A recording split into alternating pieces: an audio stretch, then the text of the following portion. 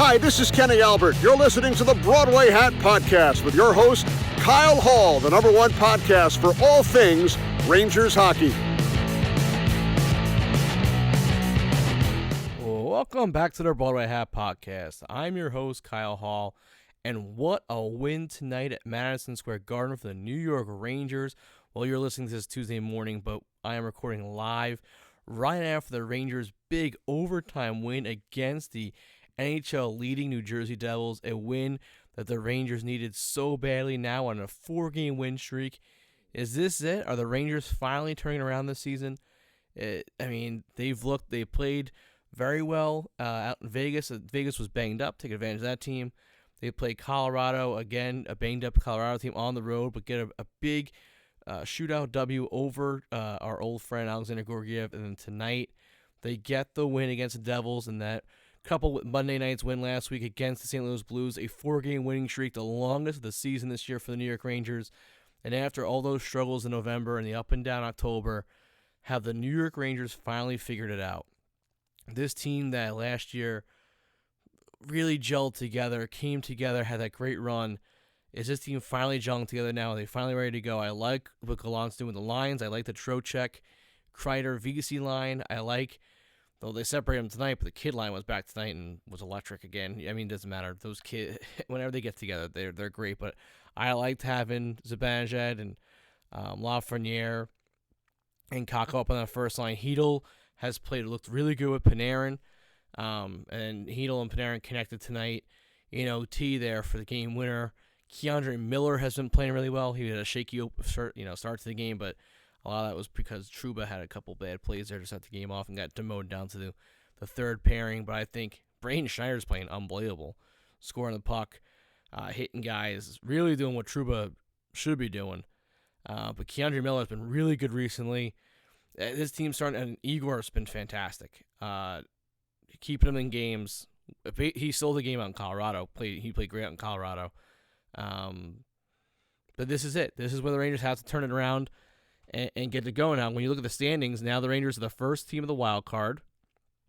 And then the the division standings, they're now just 3 points behind Pittsburgh for second place and 1 point behind Carolina for third place. They've jumped the Islanders in the standings. So after all this bad start and everything else, the Rangers are right there. And, I saw all this stuff come out about the Patrick Kane trade rumors and everything else. And I think it was a Friedman was saying, the Rangers have to really start winning games to turn it around if they want to be contenders.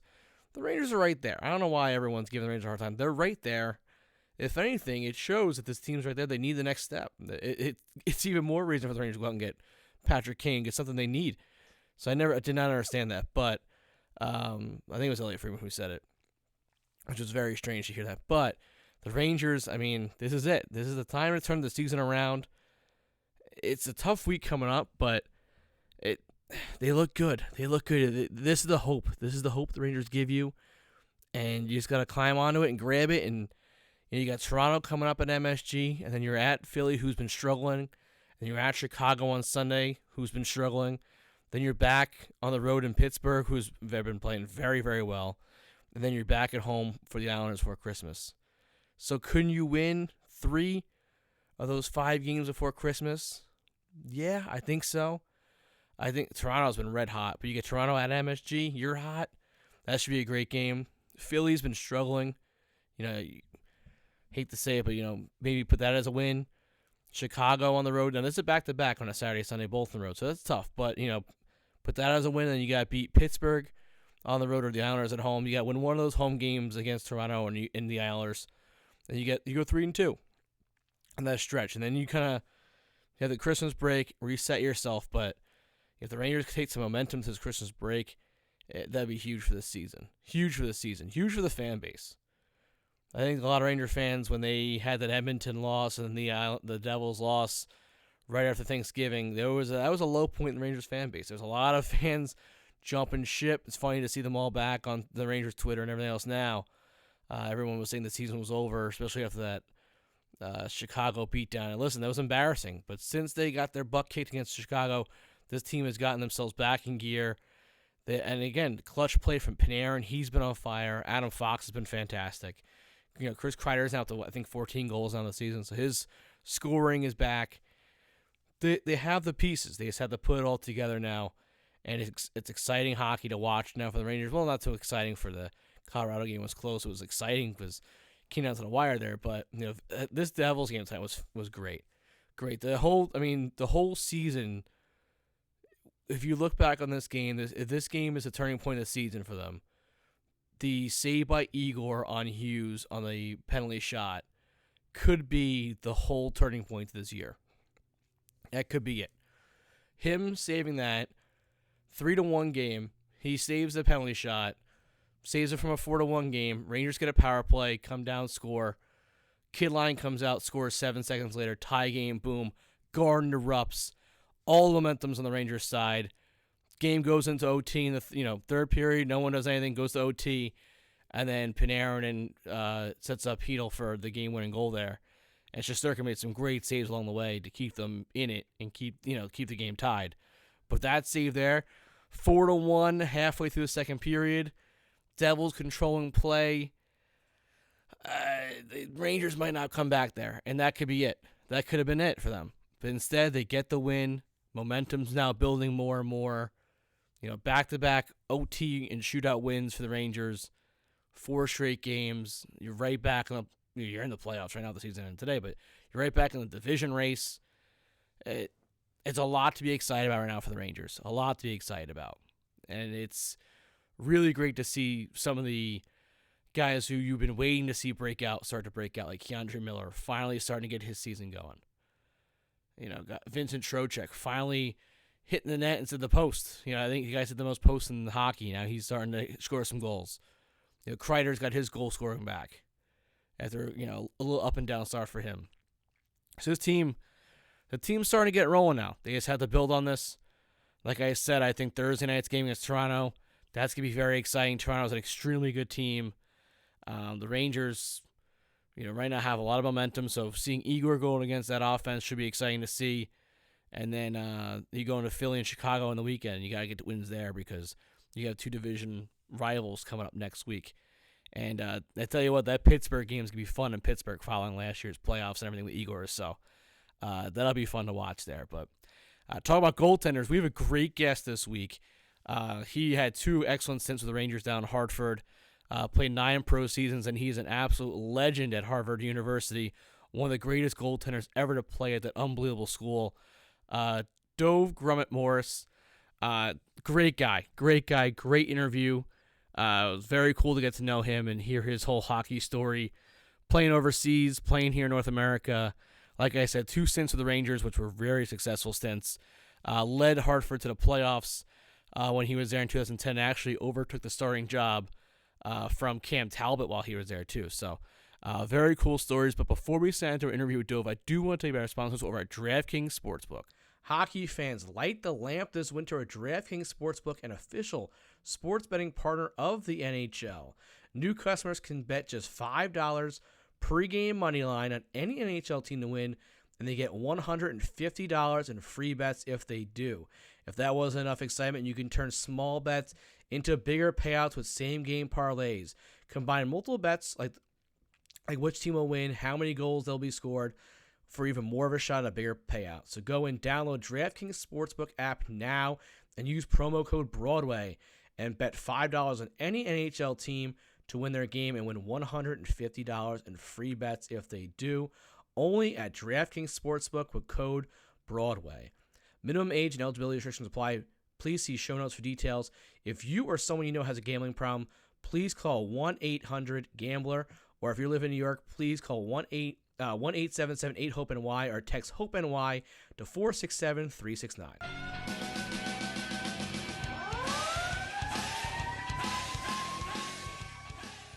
All right, we are now joined by former New York Rangers goaltender. It's great to get him on the show. Harvard legend, Dov Grumet-Morris. Thanks so much for joining us. Yeah, thank you for having me. So first off, growing up in Chicago, I got to ask, what was your favorite team and player growing up? Yeah, so from a hockey perspective, I loved Ed Belfour. And I really enjoyed also watching Chris Chelios, Jeremy Roenick, Steve Larmer. My first ever hockey game that I went to, the pro NHL game, was actually the Denny Savard Spinorama game. Nice, good game to go to. And so I actually remember that I had my dad was able to get some pretty decent seats, and he was obviously an amazing player, but was traded shortly thereafter. I believe for Chris Chelios to the Montreal Canadiens, actually. So growing up, I was a big Hawks fan. They had great teams. They went to the finals in the early 90s. And I believe they lost to Pittsburgh. And I really appreciated how good those teams were. But also, I was a pretty big Chicago Cubs fan growing up. And I remember my two kind of favorite guys were Andre Dawson, who's an outfielder who actually, ironically, also played for Montreal at one point, and Sean Dunston, who was the longtime shortstop for the Chicago Cubs. So sure, two big names. Those are two big names. Yeah. So was your first game at Chicago Stadium? Was that still the old arena there? That's right. And I remember asking my father why it is that everyone was standing and making so much noise during the anthem. I was obviously a very young kid. And he said, because that's the tradition here. And I love asking this to goalies. How did you become a goalie? I feel like everyone's got a different background story. Yeah, I'm not too familiar with how other goaltenders were called to the position, as they say. But for myself, I remember I thought the equipment looked really cool. And when I first started playing on a team, just house league, right, local hockey, and we have just the one practice where all the kids are on the ice, and we're not that good. And they asked, okay, who would like to be the goalie for the first game? Because the idea is you rotate, each kid gets an opportunity, 10 kids on the team, 10 games, and then we kind of go from there. My father was one of the assistant coaches, or one of the coaches. And one of the other dads asked, I put my hand up and I said, oh, me. And my father says, don't put your hand down. You're not going to be a goalie. I put my hand up. Oh, me. No one else put their hand up for the first week. So they let me be the goalie. And I can actually remember putting on the pads for the first time. I literally remember my father helping me with that. We went out. I was fantastic. We probably won the game 9-8. I had 2 saves, but we won. And honestly, I was hooked. No one else wanted to be goalie that year, so they let me do it for the rest of the year. And I loved it. I thought that I really had an opportunity to be, I didn't think of it at the time, but I really enjoyed the athleticism. That is to say, you're kind of diving around as a little kid. But I got to kind of just do what it is that felt naturally to me. And I really, really enjoyed it. And then the next year was, I actually have an older sister who's 2 years older than me. She was an excellent hockey player. She played boys hockey all the way up, actually went on to become the captain on the women's team at Princeton. But at the time, her team was 2 years above me, but they didn't have a goalie. And so here's this little kid who's the little brother of one of the girls on the team. And my father said, well, it'll be easier if we only have to make 1 car ride to the rink for games instead of 2. And so they let me be the goalie, and I played up. And I was maybe good, maybe bad. It doesn't really matter. I have no idea. But I just really enjoyed the game, and I really enjoyed the position. And honestly, I was never, ever a skater except for that first practice of my entire career. That's awesome. Yeah, no, I feel like it's always like a different story. That's great, because I've heard guys, he was the youngest of 3 that got thrown into net because basically they needed someone to stay in net, or, a team either, they didn't want to leave the ice, so they ended up being a goalie, so you had to leave the ice, or basically they couldn't skate, so it was either goalie or nothing. You've heard all different stuff, so that's awesome. That's a cool background, and you end up, parlaying that young goaltending into a college or hockey, going to Harvard. I mean, one of the obviously best universities and schools in the world. So I guess, how did that commitment happen, and what was like the road to that? Yeah, so like you said, grew up playing hockey in Chicago, and I was playing AAA, and then I went on to play juniors in the Midwest. And at that time, recruitment was still at a regional level. So, for example, Michigan, Michigan State, Ohio State, Miami of Ohio, and the Minnesota teams, along with some of the WCAJ teams, which I know is different now, but at the time it was North Dakota, Colorado College, etc. They did a lot of the recruiting in the Midwest, and the teams from the East Coast did a little bit less. They still did some, but they did a little bit less because it's expensive and difficult. But one of the exceptions was not just Harvard, but also a little bit more broadly the Ivy League, because if you think about it, there's kind of a minimum threshold to be able to be a Division I hockey player, and that is you need to be able to compete at that level. So you have to have the skill set, and it is a high level.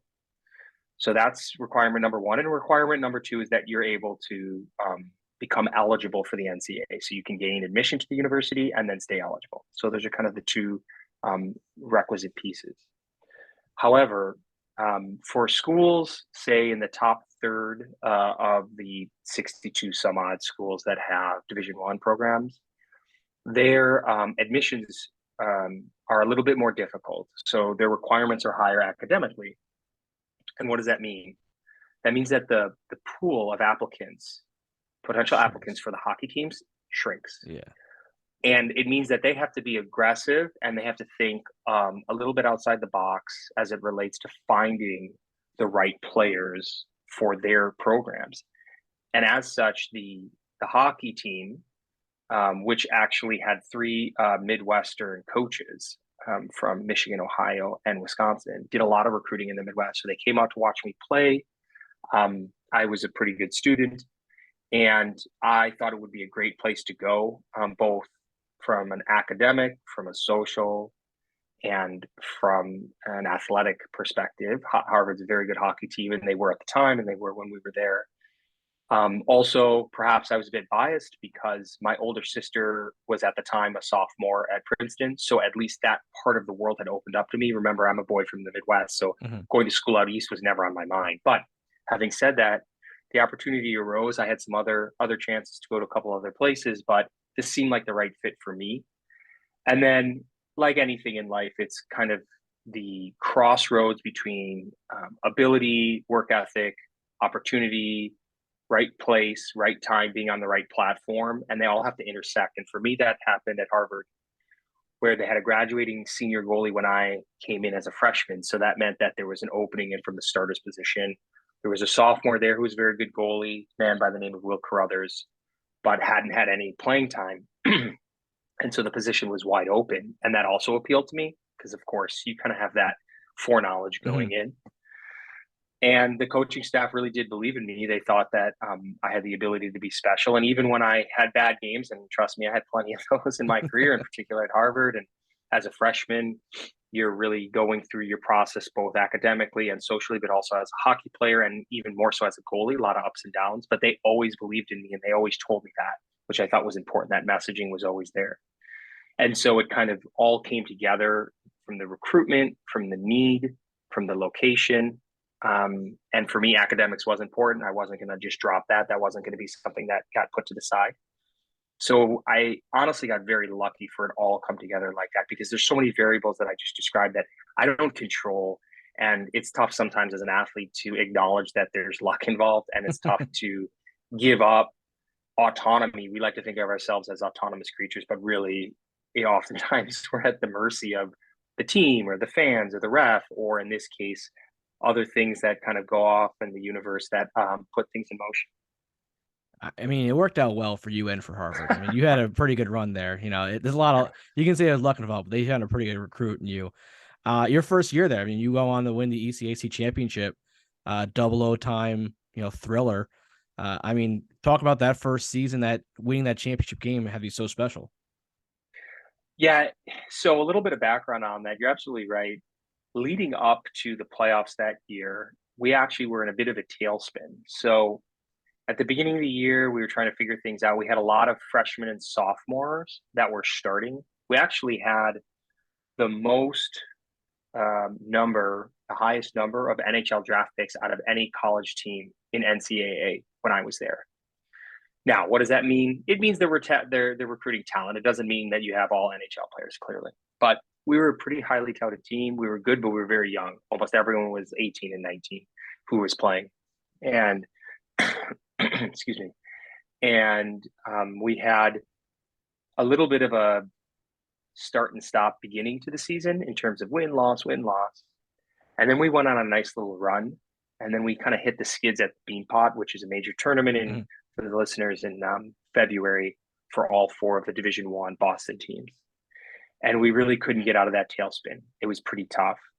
And even going into the last weekend of the season before the playoffs, we played our rivals, Yale and also Princeton, and we lost both games.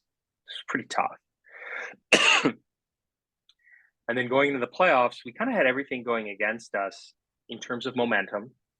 And certainly we didn't feel great about ourselves, but it's almost like stripping everything down to the most basics, not just from a technical and tactical perspective, but also kind of teammate to teammate. You're like, look, we weren't doing well, and we can do better than that. We are a really good team, and we've seen rock bottom, and we know we can beat this team. Brown, that's who we played. Actually, Jan Dunny, who I think actually has spent some time in Hartford. Yep. So Yanni was on the other team. He was an All-American goaltender at Brown. I know your viewers know him from playing in the NHL, playing in New Jersey, Montreal, some of the different teams. But Yanni was really good. We felt that we could beat them. And ironically enough, we 2-game series for that first round. And we ended up defeating them in game 1. And then in game 2, we actually went to double overtime. And Dominic Moore, my teammate and longtime New York Ranger, actually scored the game-winning goal by going all the way around the net 2.5 times because he couldn't find a spot to shoot it. He finally found a spot. He won, and we went to the quarterfinals. We won the next game. In the semis, we played Clarkson. We won the next game in overtime. And then we went on to the championship game, and we beat David Lenevieu's team, another Hartford player, in the championship in double overtime. And it was kind of a magical run. We went on to lose in the NCAAs to Maine in overtime. So I guess we kind of, we ended up running out of a little bit of that magic. But actually to a buddy of mine, Mike Morrison, who's the goalie in the other team, played with Ottawa and Edmonton for a bit. But it was really an amazing experience. And it kind of set the tone for my class and for our university, because we hadn't won the championship a little bit in quite a bit since like the mid 90s, unfortunately. And it kind of brought the program back to a little bit of prominence. Of course, I'm not saying they're the same as some of the top programs, but regionally to some prominence, certainly within the Ivy Leagues. And we ended up going to the championship game at all 4 years actually in college, so which is pretty special. But that run was unique, and I do remember it very fondly and have some great memories of the guys and different people who got an opportunity to shine that maybe don't always get that and maybe never had it again in their careers. So definitely a special run. I think you guys you reached the NCAA tournament every year you were there too, which is impressive in that fact too. So, I mean, you guys kept it up your entire 4 years, but your freshman year, I mean, and then on an even higher note, the NHL draft comes up right after that, and you get drafted in the 5th round by the Philadelphia Flyers. Walk me through that draft day process for you. Yeah, so actually a buddy of mine, my roommate and teammate, Rob Flynn, actually a former New York Ranger draft pick. He never ended up signing, but he and I, we went up to Toronto and we stayed with another teammate of ours, Andrew Letterman, and stayed at his house. It was a wonderful experience. Got to experience Toronto really for the first time. I went up as a boy, but just played tournaments. So I got a chance to go out. We connected with Don Moore, who lives there. He was on the team, obviously, as well. Actually, he was our captain. And so spent a couple days in Toronto. The draft was at the ACC, which is now, I think, Scotiabank, but in Toronto. And it was wonderful. And I remember I was just kind of sitting there in the stands because you don't really know. I mean, I wasn't a super high draft pick. I wasn't a super low draft pick. I'm just kind of one of those guys who's there. And I heard my name. And I was like, I almost missed it. And I go down to the tunnel, go down the steps, and they bring me into meet the guys at the table. And then, that's a quick little handshake because actually they're still doing work. They've got more rounds to go. And back at that time, there were 9 rounds, but so they're at about the halfway mark. And then I go through the process of like underneath the tunnel where they're taking pictures and doing all kinds of stuff. I think that they use it to make cards actually. But I'm not 100% cards, sure. Yeah. I have no idea where that stuff ever goes, but allegedly that's what it is. And then actually, this was a shock to me. I didn't know this was going to happen, but Philly had me meet with a sports psychologist at that time, and I kind of sat down and just had a one-on-one. It wasn't anything intense. It was just kind of a get to know you intro meeting, and Then they bring you up. Each team kind of has a little area, whether it's a suite or a box. I don't know what. It depends on the situation, but you get to meet the coaches and get to meet at the time the GM and the assistant GM and the head of player development were actually down, obviously, at the table. So they came up after the day and kind of mingled, and it was pretty cool. It was a very surreal experience that was one of many memories, but a very special one. No, I mean, it has to be incredible. And I've heard so many cool stories of guys who are late draft picks that they're sitting in the stands and they're like not paying, like, it's like not really paying attention. All of a sudden, like their name like comes down to like they like go into like full panic mode. Like, what do I do now? They're like, do I bum rush the stage? Do I just stand up and wave? Like, where do I go from here? But no, that's the awesome. Queen of England. Yeah, exactly. Yeah, exactly. The little parade wave. Yeah. I want to jump to your senior year. One of the best senior years, one of the best years in Harvard history. Again, I mean, your list of, I can go on a list here of what your Harvard records are: most games as a goalie, most saves in school history, second most wins, most shutouts, best save percentage. I mean, you got it all. The whole list is there. But that senior year though, 163 goals allowed, second in the NCAA, 947 save percentage, which was tied for first. I mean, was the puck a beach ball? Like what was going through your mind that year that you were just a brick wall? So there was a couple things that happened in the lead up to that season that I think were just tweaks, for lack of a better term, but were enough to take something from good to, I wouldn't say great, but the most efficient that it can possibly be. That summer, I spent a ton of time on the ice because remember, in college you play fewer games, and also in the Ivy League you play even fewer than in regular college, just because of the academic restrictions that they put on the athletes. So unlike in pro hockey, you're able to do a little bit more in the summers. So I skated quite a bit. Paul Vincent, who's a longtime skating instructor, he actually I worked with him in pro when he was a skating instructor and a consultant for the Florida Panthers when I was down there. So he had a summer skate for pro guys down in Pingree, Mass, which is about an hour south of Boston. And he had just fantastic shooters there, NHL guys. A couple times, Ricky DiPietro came out as an example. I remember, got to think of the context of 2004, 2005. So Ricky was big, yeah. He was big, and it was before he unfortunately had all those knee injuries, which really obviously derailed him. And that's a whole nother story, but it was just excellent shooters. And I was able to work on my game. I was able to get confidence, more confidence. And ultimately, that season really started off well. But one other thing happened before, which was we got a new head coach. And that was Ted Donato, former New York Ranger, Boston Bruin, a legend. And Teddy came on. He brought a little bit more of a pro-style approach to the game, which I think actually played into the strengths of our defense core as well as our forwards. He instilled a little bit of a different jump in our step, maybe a little bit more fun because it's fresh and new. So those two factors, I think, were the biggest tweaks that happened. And then, that year, I think my trade craft was just very, very good.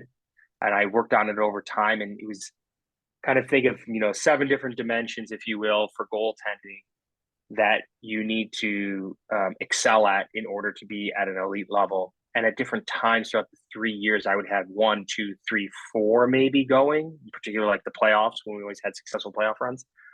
But that year I was able to kind of excel at all of the dimensions. And that is what allows you to elevate your game. And then obviously as a major complement to that, the defense core was extremely competent, extremely capable. And those two in combination really can have a positive effect on your overall performance. And then I also have to congratulate you. You were inducted into the Harvard Varsity Club Hall of Fame. And I know it was a COVID. I was reading the article about it. The COVID. It was 2020, and COVID kind of knocked you back. So that was just this last October. So congratulations on that. That had to be quite the phone call and quite the to get that honor to be awarded that. Yeah, it was pretty special, and I think so. I got a chance to see some of my old buddies. Actually, most of the guys in my class were able to come back. A lot of them are still living there, so we kind of made it a little bit of a reunion. One of my other teammates and my roommate Noah Welch also was inducted with me, and it was pretty special. But from the perspective of other than personal gratification of seeing my buddies, and obviously the Troy Aikman commercial for Budweiser, I dwell in the past, right? Like I got a chance to dwell in the past for a night. I mean, this is many years ago now that all these things happened, but I was very appreciative of the fact that my folks were able to come out and they were able to kind of sit and see, obviously, their sacrifices over the years, it goes without saying, that made it possible. They enabled me to be there. So they got a little sense of what they gave up. And obviously it meant a lot to me, which is why they did it. But also it had a positive impact on the community, on the university, and on others. So I think that is a nice little return on their investment, if you will. I would think so. And secondly, yeah. And secondly, I have two little girls, ages 8 and 10. So clearly they weren't in existence when I was in college. And honestly, they don't even really remember me playing professionally because they were in diapers when I finished. And they got a chance to come with me and see a little bit of what I did in college, see me. They just know me as dad. They don't know me as a hockey player or as a goaltender or as a teammate. So they got a chance to see that. And I took them on a tour of the campus and I took them to meet with, a couple of the professors. Just, it's a novelty. They don't really understand that much of it. They're very young, but I think they got a chance to see what, where daddy went to school, and where he spent a lot of his time. So I was really appreciative of that because it provided me an avenue to share something that's very special to me, something very personal with my daughters. And really those two things, there's no intersection between my prior life and then my life with as a father with my kids. But I was able to kind of overlap the two. So it was pretty special. Did you ask Harvard for the highlight tapes? You can throw it on the TV in the house every once in a while just to keep the memory going for them. Let them know. Remember, I used to be this good. No, I think they'd probably call me a dinosaur. They're like, "What's all that old equipment, Dad?" So you wrap up your college career, and so you were obviously drafted by the Flyers. We talked about, and so you never signed with Philly, correct? Right. Yeah, that's right. So actually, sidebar, my kind of POC, point of contact, player development guy was Ron Hextall. Oh, okay, nice. And he's just a super nice guy. Obviously, has had a phenomenal playing career, and then has been a phenomenal executive. And if memory serves me correctly, he's the current general manager for the Pittsburgh Penguins. Mm-hmm. But he obviously had a reputation for being a hothead as a player. And that was obviously just from the outside looking in, right? That's from the fans looking in. They, in season, they have no visibility into the team or the dynamics. But I remember watching him play it, and when I was a boy, I was like, this guy's crazy. And he couldn't have been nicer. He was such a nice guy, so kind, soft-spoken, and highly competent. Obviously, meant a lot that they put me paired with him. And we didn't have a tremendous amount of interaction because, like I said, I never ended up signing with them. He, ironically enough, also left, and he ended up going to Los Angeles, I think, at the time. So maybe a blessing in disguise because I would have lost my point of contact. But I didn't end up signing with them. So long story long, they being Philadelphia, ended up drafting a whole bunch of goalies in succession. I think they had like 3 or 4 goalies coming out at the same time. Bernd Brukler, who went on to have a great career actually in Europe, was a phenomenal goaltender at the University of Wisconsin-Madison. And he and I kind of came out at the same time along with another guy. There just really wasn't space for all of us. At the time, Antero Niittymaki, I think it was playing in the minors, and they had Robert Ashe up top. So it was a little bit of a logjam. So, this is just the story of hockey. There's just no Mhm. spot for you. And as I said before, maybe I was a good college player, but there are a lot of good players out there and there's a lot of competition. So I ended up signing with, at the time, Phoenix, now Arizona Coyotes. And I kind of took a bit of a meandering course from there because I was like a lost toy, right? For younger guys, they really need that entry level contract. They need a place to start. They need to be fostered. It's not the only way to be successful, but it certainly goes a long way, especially for goaltenders. Um, and I just didn't start my career with that. And that's the way it goes, right? It's still a privilege to play pro hockey, but sometimes that happens. Yeah, so you played most of the year in Laredo in the CHL, which is now the East Coast Hockey League, and you had a great first year. I mean, you set a franchise record for goals allowed, 2.03 goals allowed, so you carried that senior year over with you. But what was the biggest change for you going from college to pro, just from the goalie perspective? So from the goalie perspective, I think there were major differences were both a positive and a negative. The major difference that I found was that we played more often. And what that meant is less practice, which is good on the body. And it's also good when you're playing well because you can get on a roll. But it can be difficult, and that's the blessing element of it. And the challenge part of it, or the curse, is that when you're not playing well, you got to keep going out there and you don't have an opportunity to take a couple days in practice to work on your game. And that was a big difference that I had to kind of adapt my game to. And I say my game, and what I really mean is the mental part of the game, which is paramount as a goaltender. So I would say that's a pretty major part of it. I was always in good hockey shape and good goaltending shape. I always was committed.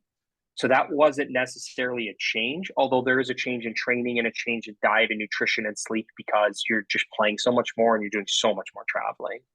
And that was an adaptation, but it was a phenomenal season, challenging at times, very rewarding at times, and we ultimately won the league championship that year, which was just a wonderful experience for me to go through that as a pro. And I understand that not a lot of guys, whatever the level is, they don't have that opportunity to be part of a long, deep playoff run because, essentially that's the most important part of it. So it was pretty awesome.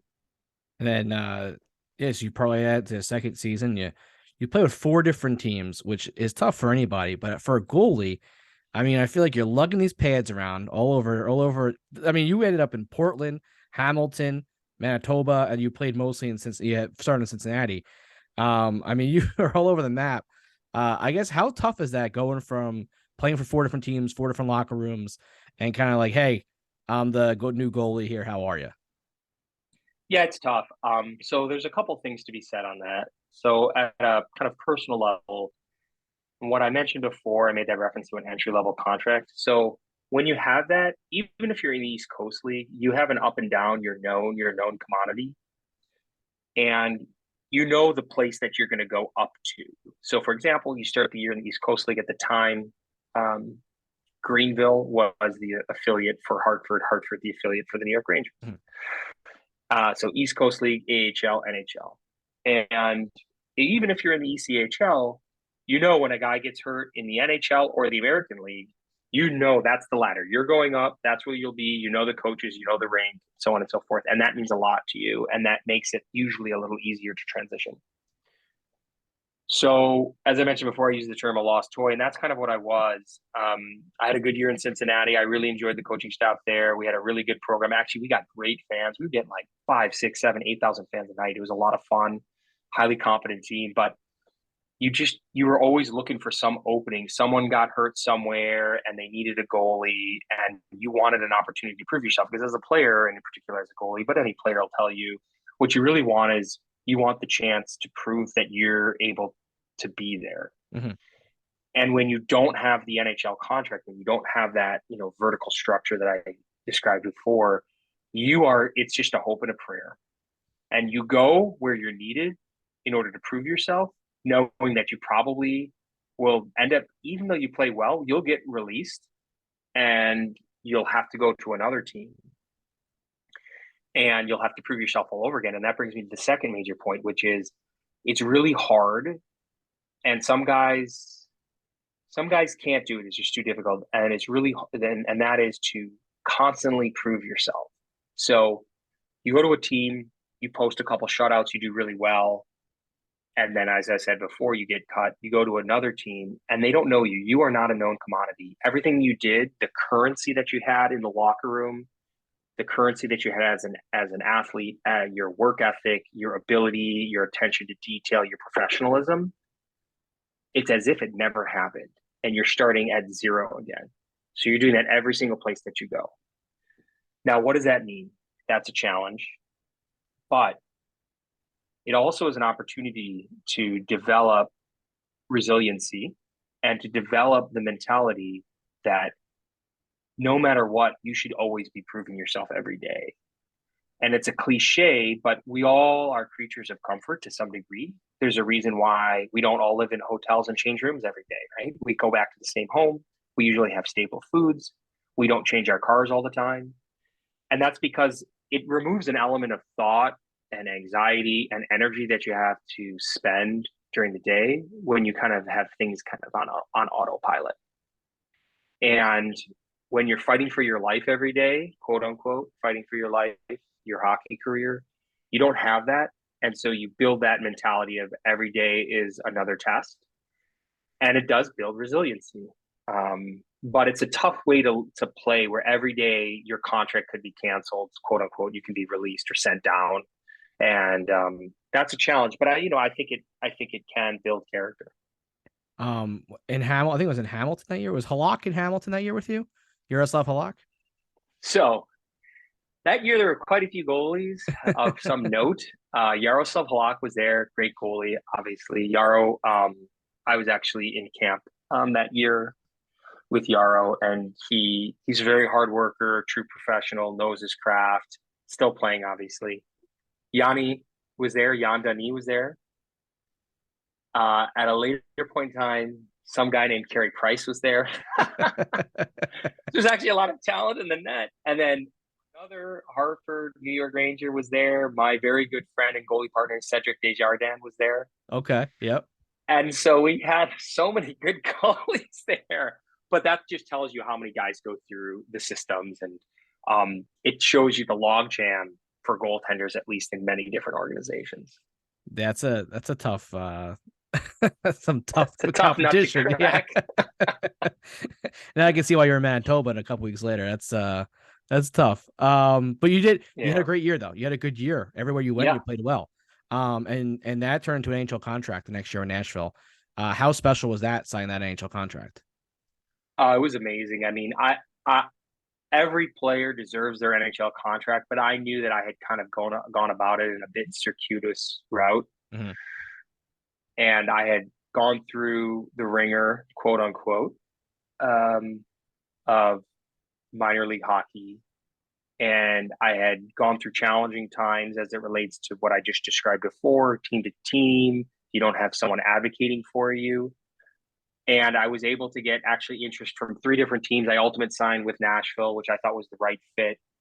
And, it was very, very special. It wasn't my last NHL contract, but it was my first. And it was, I'll say, even to some degree, validating, mm-hmm. right? It's nice to have I believe in myself, all players do, but it's nice to have external validation that we have a rare commodity. It's an NHL contract. We get 50 of these. We know a lot of them are already tied up. And we're going to use one of our disposable ones, so to speak, right? We can use one that we're not already committed to, and we want to spend it on. Of all the guys in the world, we want to give it to you. And so that's something special. Yeah, I mean, especially after that year you had before with all the bouncing around. And like you said, the resiliency it builds, it kind of, like you said, it gives you, it had to be that much special to have that contract come out right after that year, just showing you, all your hard work paid off and everything.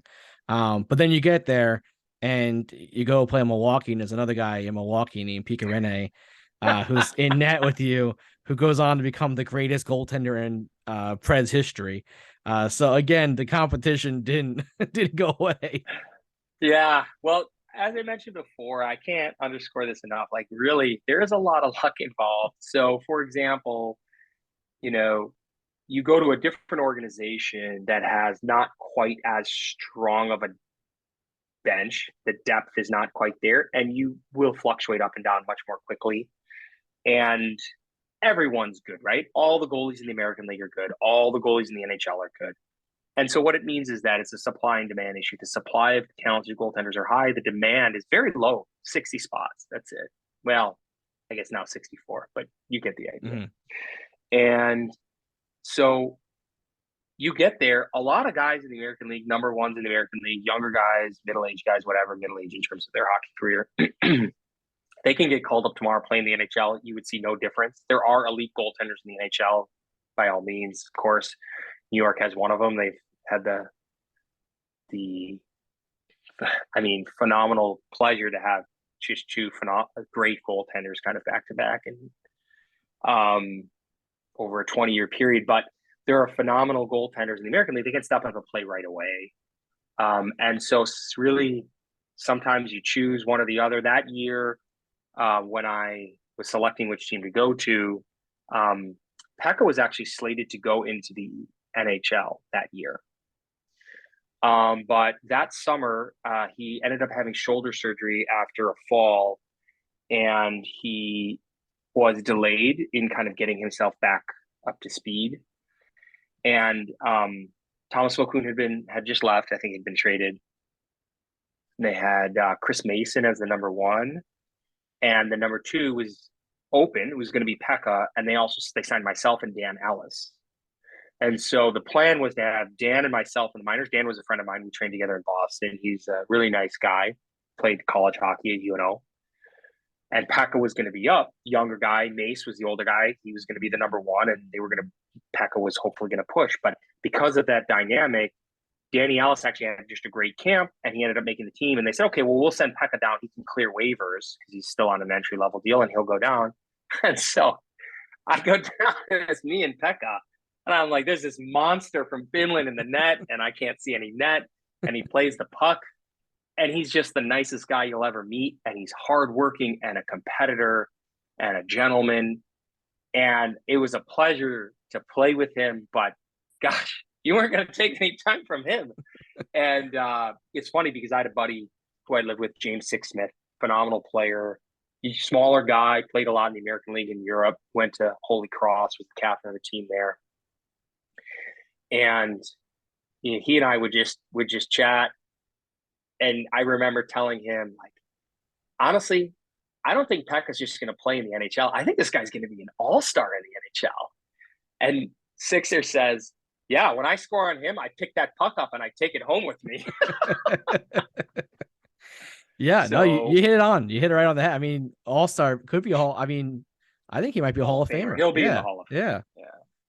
Yeah. No, yeah, it had to be it's a tough name to see again on the depth chart and when you get there. Well, I guess you didn't know at the time, but you saw it very quickly. The organization was very excited about him, and everyone, you could see it, how good he was. In fact, small story, and I hope I'm not stealing his thunder, but I don't think you'll have him on. He actually was drafted from the Nashville Predators based on the scout. And I believe it was either Paul Fenton or David Poile who went out to watch the game.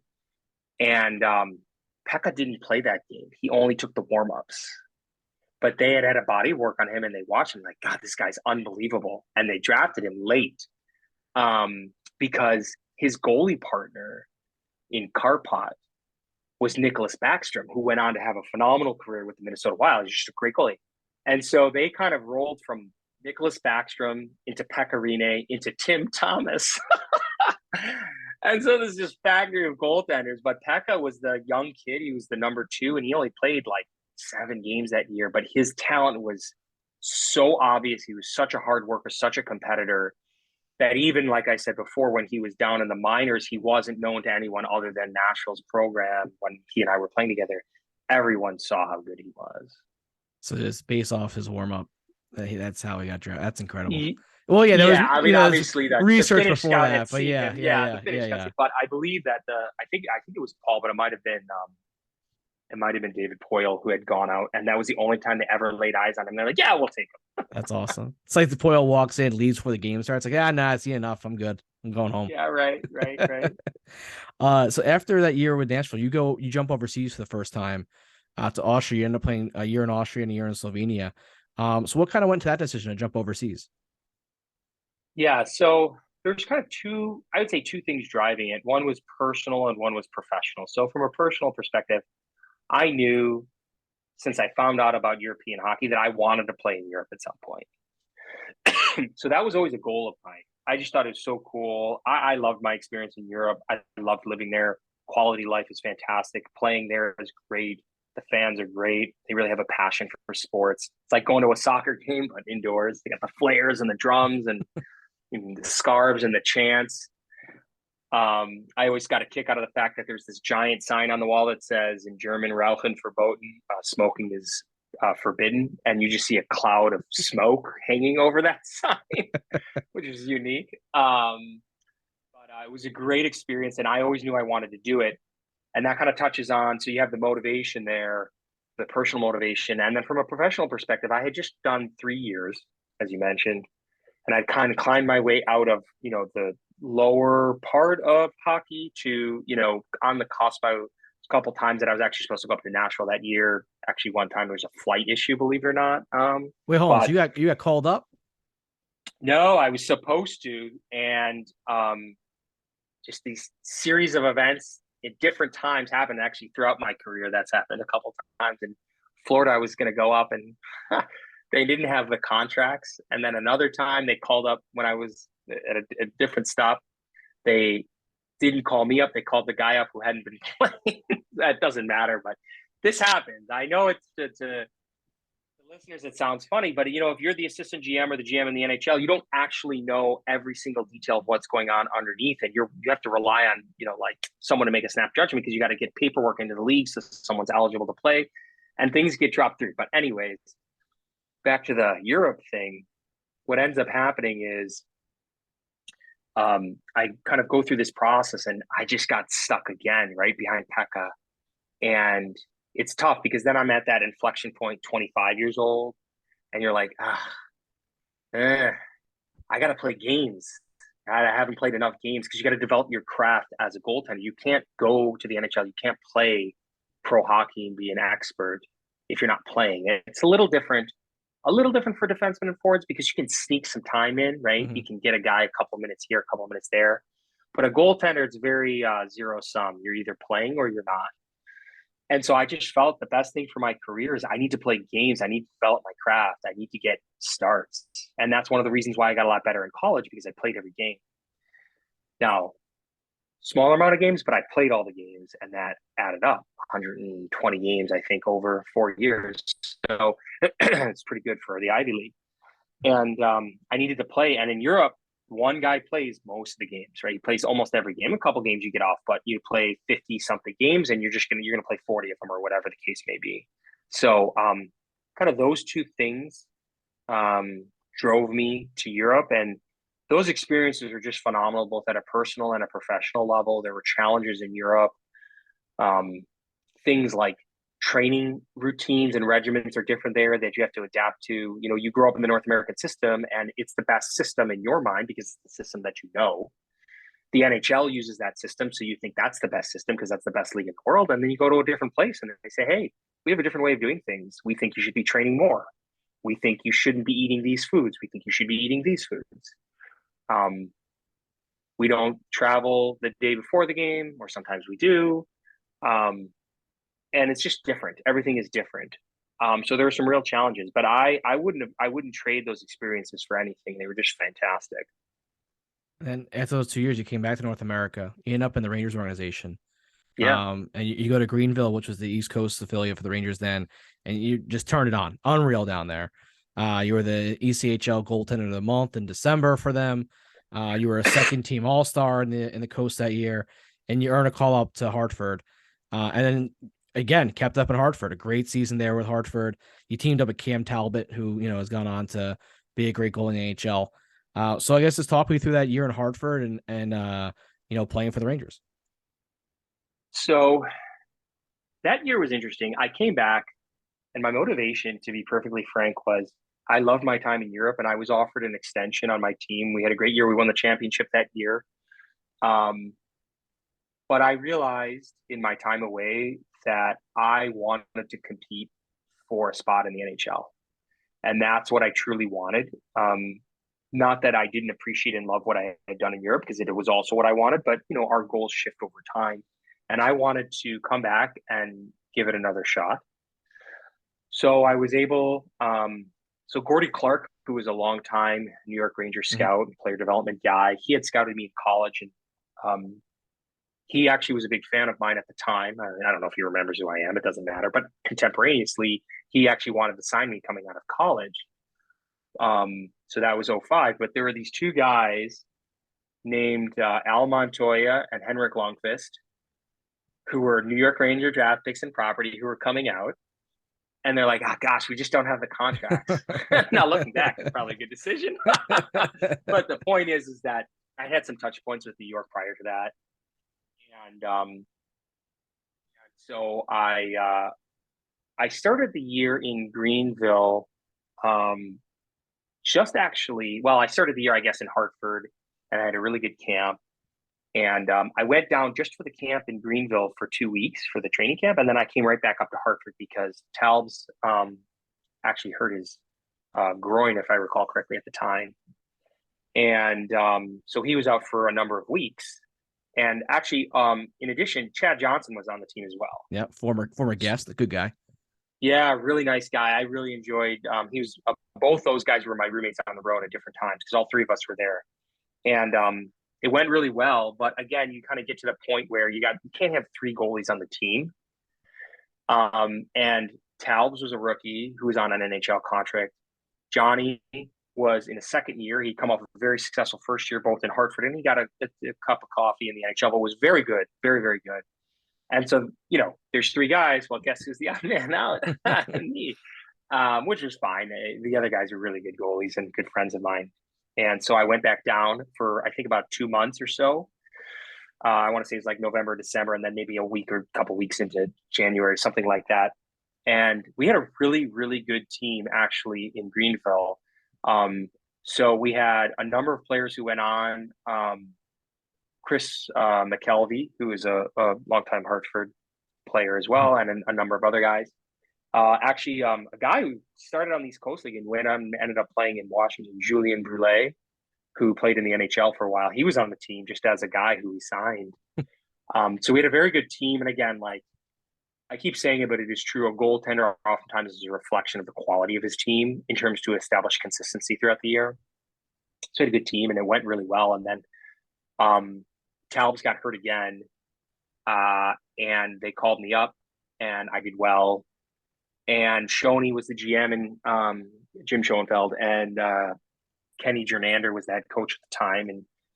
And they had a lot of trust in me, and they said, okay, we're going to sign you we want to sign you to a deal, and we want you here for the rest of the year. And so I was there and ended up taking over the number one spot. Actually, and I was a goalie in playoffs as well.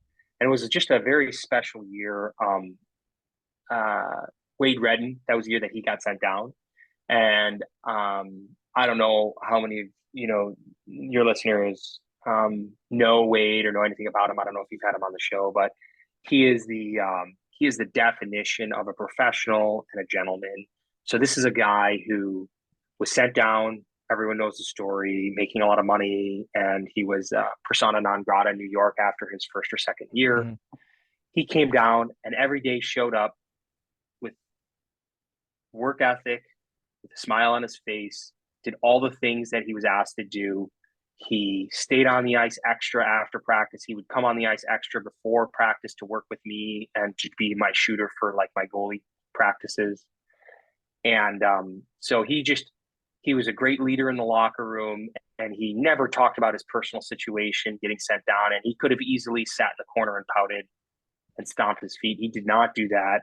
And I think it just really set the tone. We had a very good team that year, with a lot of very talented players. And it was great. Honestly, it was a very special year. And it really gave me a lot of confidence in being able to prove that, yes, like I've had success in other places in the American League, but like I can still do it, and I can do it again, and I can do it here, and I can do it with good competition. I mean, there's two other NHL goalies, on that team, and that's a challenge. in and of itself, because you're fighting for ice time. And there's a lot of reasoning to give the ice time to slightly younger guys, or quite frankly, more talented. Cam and Johnny are in my assessment, more talented than I ever was. But at the time I was playing well, and the coaches and the GM believed in me. And so I was able to play, and I'm forever, appreciative and thankful for that. Yeah, that was Matt Zuccarello. That was I think it was his first year in North America too, right? Zeus was there. Yeah. He's so good. He had such a mischievous way about him. I actually ended up going on in the future. We can get to it later.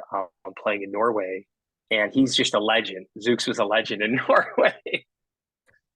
And then another one of your former teammates, Devin Diamiti, good friend of the show. Yes. He told me that you are the crossword champion, and he's never seen someone knock out a crossword faster than you can. Well, Dids, I'll let you in on the secret now. I knew it all before, and I just filled it in when you were looking.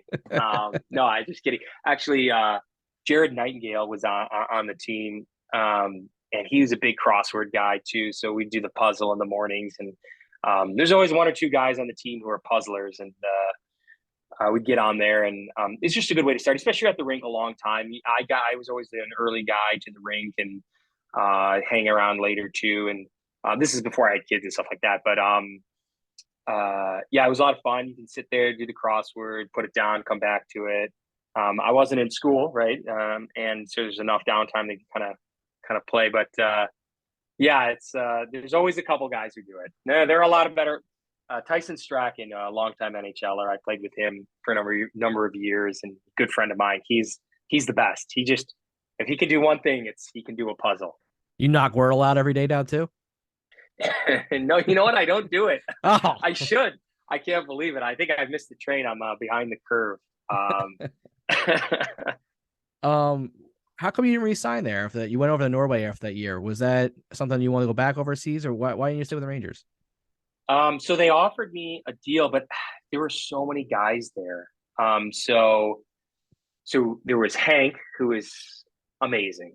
Mm-hmm. And at that time, he was amazing, right? So this wasn't like he's up and coming. I mean, he was just a star. And then Valley was the number 2, Stephen Valiquette. Mm-hmm.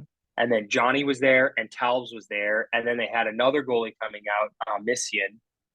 And there was no room. And I knew that. And that's the problem, is you become, you become homeless. So at that point, I was a little older. I think I was like 27 or something like that. And you're a guy who's not a rookie. You're not super young. And at 27, I hadn't established myself in the NHL. And so there's no room for you. And I didn't get an NHL offer from other teams. And at that time, I knew that I can play in the American League. I can sign a contract. That's not the issue. But the problem is that if you're going to play in the NHL, you need to be on a depth chart. You need to be an NHL contracted player, and you need to be 3 or 4, right? Because they can oscillate back and forth. Injuries change it all the time. It's less important whether you're 3 or 4. Obviously, you always want to be 3, but whatever. And I made the decision, which was tough, that if it was strategic at the time, if I don't have an NHL contract, I will not sign. Period. End of story. Nashville invited me to come back to camp, but not on a contract. I was like, I'm not doing that. And I waited. And so in the interim, I went back to Norway. My old captain from Austria is a great, great defenseman. He's a Norwegian legend. And I say that in the sense that he was the first Norwegian hockey player to play professionally outside of Norway. His name is Tommy Jakobsen. Jacobson is written Jacobson, but Jakobsen. And Tommy's just a great person, super nice guy, great leader, great player. And just to underscore how much of a legend he is in Norway, not just in the hockey community, he carried the Norwegian flag in the opening ceremonies of the 2010 Olympics in Vancouver. So he was the seminal athlete for the entire country. And I think that's something pretty special. That's pretty cool. Yeah. Yeah. So he called me up, and it was, September, late September, just kind of at the end of the NHL season, preseason, right as the NHL season is about to open up. And I still hadn't signed. It's like, Dover, what's going on? What are you doing? I said, I'm waiting, there's something hopefully going to open up. And this is the waiting game a lot of guys go through. And he said, listen, we need a goalie. We've got a young guy, but he's not ready. He's a Swedish kid. And why don't you come over and play while you're waiting? And I was like, yeah, why not? It's a great way to play, stay active, because once that season starts, everyone's off and running, and you are still stuck at the starting line from a kind of a feel, touch, kind of groove perspective, and you can't fall that far behind. You can't, a goalie, or at least I couldn't, jump into the season in the middle of December. I wasn't good enough. I never was. So I know I needed to play, but where? And so this afforded me the opportunity to go over, but I had an out in my contract so that while I was playing, I was there. But if I got an offer back in the NHL, I could take that offer and leave. And so these are just little nuances of the contracts with Europe and stuff like that. They understood. They had no problem. Mm-hmm. I loved it in Norway. It was a great organization, great city. I lived in Oslo, wonderful city, wonderful experience. The team was really good. I got there, maybe a middling team. And I think the second day I got there, or the second game I played, they fired the coach. Now, obviously, it wasn't because of me, or at least I tell myself that. There was a long train of disappointment. And they brought in a new coach who was a North American guy from Boston, Mike Livingston, or Dave, sorry. And he brought a little bit of a North American approach to the game, which I think just gives us a little bit of an edge, right? Because we're doing something different than the other coaches and the other teams. And we just took off, and we were great. And I had a great experience. I loved the guys on the team. We had a very close team, and I got an opportunity to come back. And that was where I wanted to be. Mm-hmm. So I ended up leaving Norway in November. So I was only there for 2 months, whatever the exact precise amount was. And I went back and I signed with Florida, and I went back and I went directly to San Antonio, where I was. And my goalie partner there was Jacob Markstrom. I was going to say, didn't get much better when you get to San Antonio. Yeah. And so Marky was a young guy. He's a second-year pro and just an awesome guy. He and I had such a laugh. Very good friend of mine. I still stay in touch with him today. I try to go to see him play when I can. Obviously, COVID kind of threw everything off, but we're out of that now. Mm-hmm. But it's a little difficult. I'm on the East Coast. He's on the West Coast. So like it's a little more difficult than it used to be. But having said that, he was there. He was a really good goalie. I mean, we both played well. We had a great team. The San Antonio team had some really talented players. And it was a wonderful experience. And he and I are still close to this day. And he would make a joke. Marky would say, we have the, what did he say? We have the smartest goaltending duo in the league because English was his second language. And so it wasn't quite as natural, but it was just, he was kind of being a little bit of self-deprecating humor there. But he was fantastic. And we had a ton of fun. We really did. And another guy there, Vincent Trocheck, was there while you were there. Yeah, true. In his rookie year. Now, I'm playing for the Rangers, playing a huge role for the Rangers now. So you got to see him at a young age. Yeah, so he was a rookie, and he came in. He had scored a ton of goals in the OHL, but he's undersized. And so there were people, not in the organization, but there were people in general who doubted, I don't know if it'll carry over. It's very difficult to be a goal scorer at any level, but in particular to go from juniors to pro as an undersized guy. And he came in, and he just had piss and vinegar, and he would not back down. And he worked so hard. He was such a competitor, and he was so successful. And I was so pleased to see all the success that he's had over the years, and just a super nice guy. He's a special player, and I think he more than a lot of guys really exemplifies that tenacious grit that is required to make it and stay in the NHL, in pro hockey in general. And you see that in a guy who's not, a typical big player with, dominating presence physically. And that just speaks volumes about his capabilities. And then, so you end up back in Hartford. The Rangers trade back for you, and you get back there, and again, you have a great season with them. So about Benoit there and his impact on the Rangers goalies. How did you work with him? So Benny was there my first stint with Hartford and also my second stint. I loved Benny. such a positive attitude. I actually worked with his brother, Francois. So Frankie was the goalie coach in Anaheim the year that Anaheim won the Cup in '07. And so I was in Portland for quite a few months, and he would come down and work with us. And Frankie had a very different way about him. He was like very matter of fact, to the point. He had a very specific type of system, excellent coach. I learned so much from Frankie. And Benny is just totally different in his mentality. Similar approach, but not the same style. And I loved working with Benny because he always came prepared. He came prepared to the video sessions with the clips ready to show me, and he knew exactly what he wanted to show me and why. He's so efficient with his time. And he was really, really helpful on the ice because he was always ready to show me ways to modify ever so slightly the way I played to get a little closer to the way I needed to play. And one of the things he told me, he said, Dover, if you can do these things, you can play in the NHL. If you can do these things, you have taken your game to another level. So there are tangible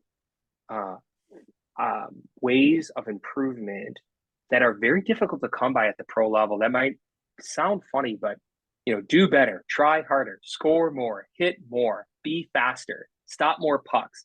Those are the platitudes that you get. And those are the platitudes that you tell yourself, but how do you do that? How do you gain that 1% increase in your capacity, right? Think of a race car driver, think of a cyclist. They're looking for just that one little small thing that they can kind of take away and discard so they can get a little more streamlined, a little faster. And the same mentality has to play as you get to the most elite levels, because that pyramid at the top is so narrow and so hard to get into that you really need someone else's outside perspective to help you see those things. And Benny always had that. And he was always willing to talk on the phone, to come down and watch us play, to work with us, to spend a week on the ice, whatever the case may be. And I was always very appreciative of that. And he was awesome. And I was so lucky over the years to have so many great and influential goalie coaches. And I always took something away from every single one of them that I kept in my game. And I have a little book that I kept at the time of all the drills that I got over the years. I have this little pro goalie notebook, and I would write down the things that they would tell me. And I mean, I had my first goalie coach was Grant Fuhrer. Pretty good. And funny story, if you've got a second, my first camp was Arizona, Phoenix, and I signed with them. And the head coach was Wayne Gretzky. It was his first year. And so I was on the ice with him a couple times, and that was pretty cool. Obviously, he doesn't know who I am, and he will never remember me, and that doesn't matter. That's not the point of the story. But it was cool for me. I was 22 years old, first pro camp, and my goalie coach was Grant Fuhrer, and it was great. So anyways, for after the first week, or I forget, whatever it is, they send all the young guys down. And so Furzy came in and he's like, I want to talk to you a little bit. He's like, I thought you did this well. I thought you improved here. I think you need to improve here. Here are some of the things I think you need to work on. It was great. It was wonderful. He had such an easy way about him. And he's like, hey, Wayne wanted to talk to you before you leave. Why don't we go see him? I'm like, okay. I had never really said anything to him. So we go into his office, and Wayne's behind the desk. And Furzy goes, hey, Wayne, Dover's here. So I walk in, and Gretzky stands up from behind his desk. He's just got he's a very nice man, and he's got a very affable look about him. And he stands up, he puts his hand out to shake my hand. He goes, thanks for helping us out this week. I was some guy off the street, who just was filling in. I just died laughing. And Furzy's like, I thought he was going to say more. And that's, whatever, right? So I can say my first coach was Wayne Gretzky. My first goalie coach was Grant Fuhrer, and it was all downhill from there. No, I'm just kidding. But I had Grant Fuhrer and Francois Allaire. I had Rolly Melanson in Montreal, and uh, um, I had Mitch Korn and Rick St. Croix from Winnipeg, who later became the goalie coach in Toronto. Robbie Tallis down in Florida, still there. So really, I mean, and then Benny in New York, like, is amazing. And those guys are just so thoughtful about coaching and about their players. And it's a unique relationship between the goalie and the goalie coach. That position, it's almost like a QB coach, Mm-hmm. right? Because the forwards, there's 14, 15, 20, 25 forwards in an organization. The D, there's 8, maybe 7 in the NHL. And then there's another 8 to 10 in the minors, right? So the D coach kind of knows, but he's got a lot of guys, and the goalie coach is he's there with you. It's 1-on-1, 1-on-2, and it's pretty special. I gotta ask you, got no goalie fight with Al Montoya, another, Ranger draft pick. I guess tell me about that experience. I know you and Al are friends, right? You knew each other? Yeah. So Al's a super nice guy. He grew up in Chicago. We both grew up together. We played in the same organization, Chicago Young Americans. He's a few years younger than me, but he was a great goalie even at a young age. And his mom and dad are both physicians, and my father's a physician. They actually worked together, so I knew him since way back when. And Al was with Hartford at the time. I was with Portland, with Anaheim's team. Kevin Dineen was the coach at the time, and later was my coach in Florida. And so we were playing. We were actually short. We were down. We had an emergency backup goalie, and I was playing. I was the number one. And I was playing the game. We were playing Hartford. Hartford had a penalty at the time. And this was the 06-07 season. So it was 5-on-4.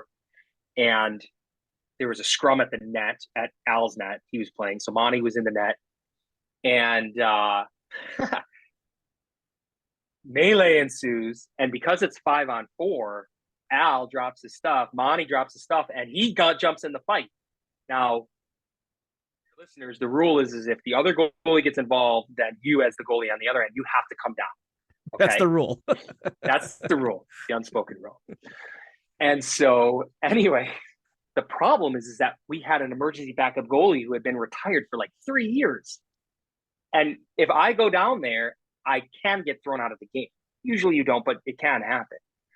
And so I hesitated, and I looked at the bench, and Kevin Dineen is standing there staring at what's going on at the far end. And I look up and I see him, and then he turns and he looks at me, and he takes his hand and he puts it out and he waves it forward as if like, you may enter. And he waves it forward. He's like, go for it, buddy. And so I sprinted down and dropped my gloves and dropped my helmet, and Al and I fought. And I don't have it on tape. I don't know if there's a YouTube of it.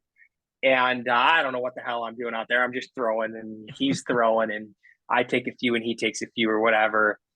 And I think that the refs didn't want to throw both goalies out, so they threw neither of us out, and other guys had to serve our penalties.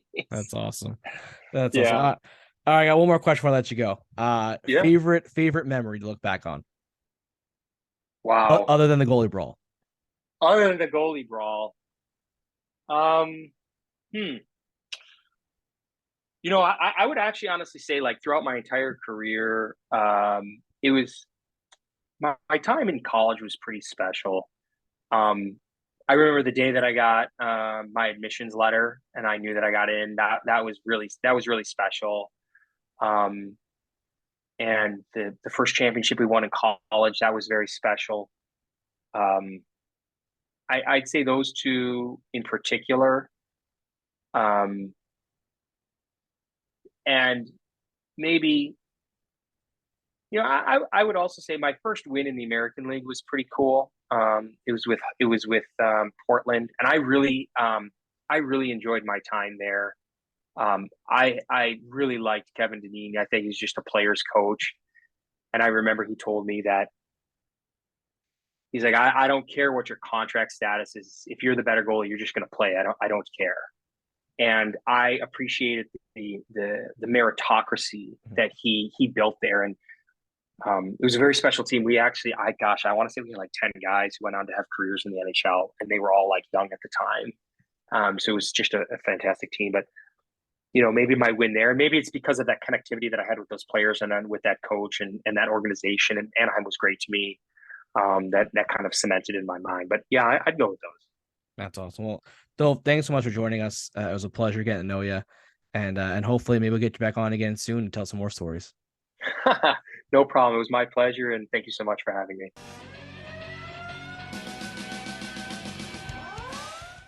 Thanks so much to Dov for joining us this week. That was great to get to know him. Awesome stories. Gotta love a hockey fight story, a goalie fight story. And it was cool to hear about his time there in Hartford, and a guy who just grinded it out. Unbelievable college career, wasn't handed anything, and turned out a great career for himself. And it was cool to hear about especially that 2006-2007 season he had.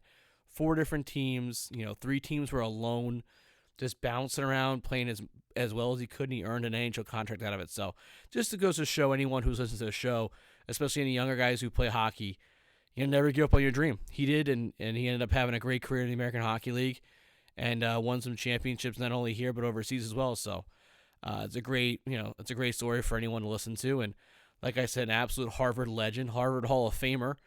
On top of an excellent education here and there, he's one of the best players of all time in that school's history. So very cool to have him on the show. I can't thank him enough for taking the time to come on and join us. And that does it for episode 110 of the Broadway Hat Podcast. And we are celebrating our 2-year anniversary.